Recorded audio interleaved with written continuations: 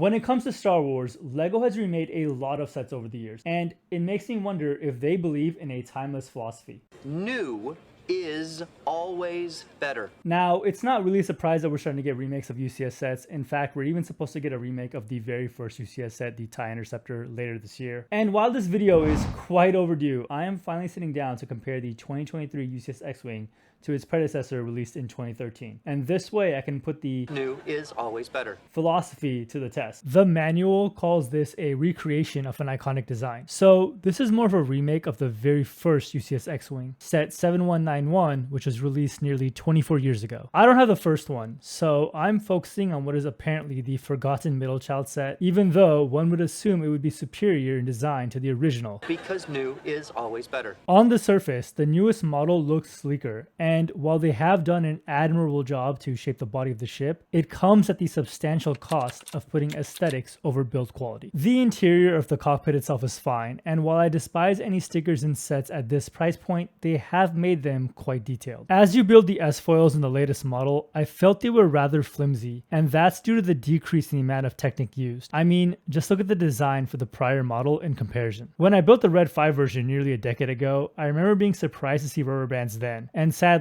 they kept that aspect again all these years later. I think there has to be a way to utilize Technic here or create new elements if needed, because these rubber bands, while sturdier than the previous version, feel like they'll deteriorate over time from the friction of clipping the bricks. It's an odd design. The panels along the body are incredibly fragile, and any movement makes them liable to snap off. The shorter panels are okay and relatively manageable, but the longer panels are connected by two studs, and while UCS sets aren't designed for play, this set is definitely not swooshable unless you're very careful. Here, you can see you're supposed to hold it very specifically for best results. I've heard a lot of complaints about the stand, and this feels like a your mileage may vary situation for some reason, because I had no issues, and I quite like the pose it gives the X-Wing. The wings themselves feel disproportionate relative to the scale of the model, but perhaps that's emphasized by the comically large engine size. Placing the lower wings in was easy as the pins cooperate with gravity, but the lack of spacing and visibility makes the latter wings a challenge where you may see parts of the ship crumble and require a quick rebuild. And speaking of rebuilding, this design was completely baffling to me. In the Red 5 model, they used cylinder pieces combined with pickaxes for some nice parts usage to create the engine. Here, you have a few tiles that are hardly connected, fall apart easily,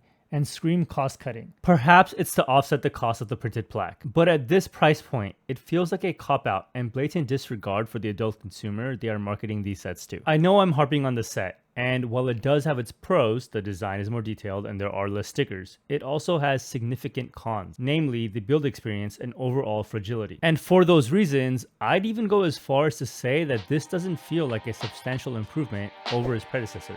But that's it from me. Thanks for watching, and I'll see you next time.